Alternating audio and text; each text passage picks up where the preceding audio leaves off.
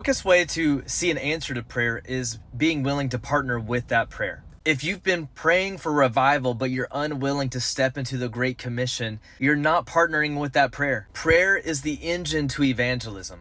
Hi, I'm Robbie. I'm a pastor of evangelism at my church. I equip the body to engage the culture with the love of Jesus. If you want to see God's breakthrough in your outreach, it begins in your prayer time. One day we were praying, God, lead us by your Spirit to people who are ready to receive you today.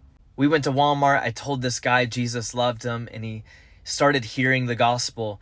And as I mentioned being born of God, being born again, he started trembling. His arm was shaking. And he says, dude, hold on. I am shaking right now.